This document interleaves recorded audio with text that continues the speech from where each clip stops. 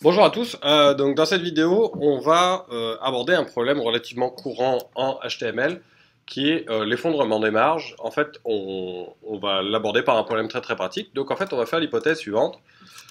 On va dire qu'on a une div qui contient une autre div, donc on va faire l'hypothèse par exemple que c'est le bandeau d'en-tête de notre site. Donc on va l'appeler top. Et à l'intérieur de cette div on aimerait avoir une autre division qui elle va être centrée horizontalement qu'on va appeler top center. Et finalement, à l'intérieur de cette div, on aimerait avoir un titre pour notre page. Ceci est ma page. Donc, en partant de cette structure-là, on va la lancer ici avec brackets et regarder ce qu'on obtient comme résultat. Donc, on voit ici, ceci est ma page. Maintenant, on aimerait avoir un petit peu de style.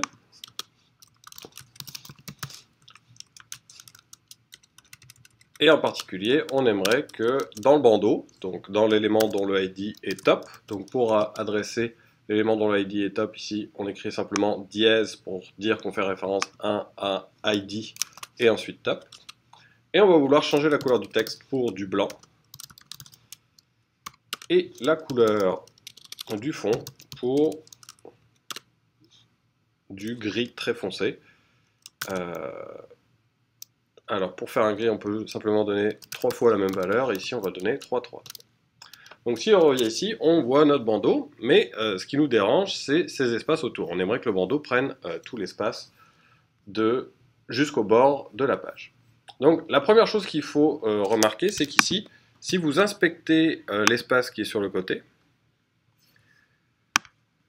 en descendant dans les différents éléments, on voit que ça fait partie de la page HTML, on voit que ça fait partie du body, et on voit en particulier que quand on sélectionne body, on a ici une marge de 8 pixels sur les côtés.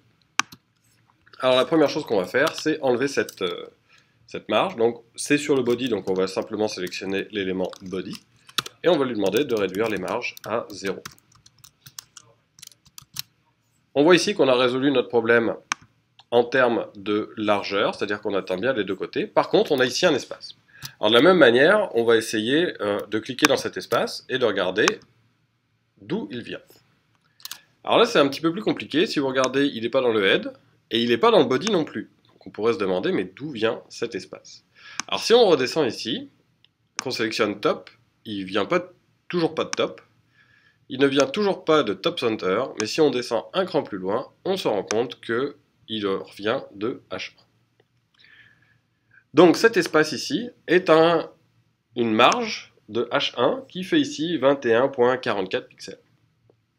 Donc notre problème est le H1, mais bizarrement la marge de H1 n'est pas à l'intérieur de top, mais elle est au-dessus de top. Alors qu'est-ce qui se passe dans ce cas-là? C'est un cas de ce qu'on appelle l'effondrement des marges. CSS va considérer que si on a une div qui n'a aucune épaisseur, suivie d'une div qui n'a aucune épaisseur, suivie d'un H1 qui lui a une épaisseur, la marge de H1 n'est pas la marge entre lui et son parent, mais est la marge entre tout ceci et le début de la page. Donc c'est ce qu'on appelle l'effondrement des marges, et c'est ce qui provoque ceci. Alors vous avez deux solutions pour corriger ce problème. Le premier, ça serait de supprimer la marge de H1. Donc, par exemple, on pourrait sélectionner tous les H1 et leur mettre une marge en haut, donc margin top à 0. À ce moment-là, la page va se retrouver complètement collée sur le haut. Donc ça, c'est une des possibilités. Évidemment, le problème, c'est quand on fait ça, on change l'espacement de H1 qui est a priori prévu pour justement donner de l'espace.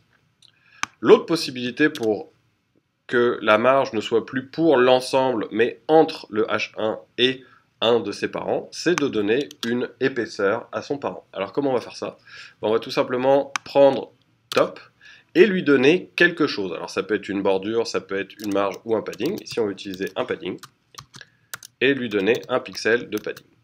Si on revient sur notre page ici, on voit ici que le 1 pixel de padding a donné une consistance à la div, et du coup elles ont plus toutes les trois été considérées ensemble pour la marge, mais séparément. Donc lui a une marge de 0, lui a une marge de 0, et lui a une marge qui crée donc de l'espace entre le H1 et l'espace de top. Donc si on regarde maintenant notre... Voilà, on voit ici que maintenant l'espace est entre lui et le 1 pixel de padding qu'on vient juste de définir. Donc, pour finir, quelques petites références sur l'effondrement des marges. Donc si vous cherchez effondrement des marges au niveau d'Internet, vous allez tomber sur ceci, sur la maîtrise des CSS. Vous pouvez aussi taper margin collapse, qui est la traduction en français. Et vous allez tomber sur l'article du Mozilla Dev Network sur la fusion des marges.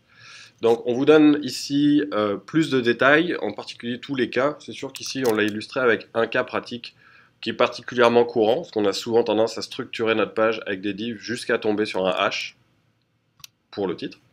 On vous donne aussi ici l'ensemble des autres cas avec éventuellement des possibilités de solutions. Et finalement, pour avoir la documentation officielle, vous avez un lien ici vers le box model et le margin collapse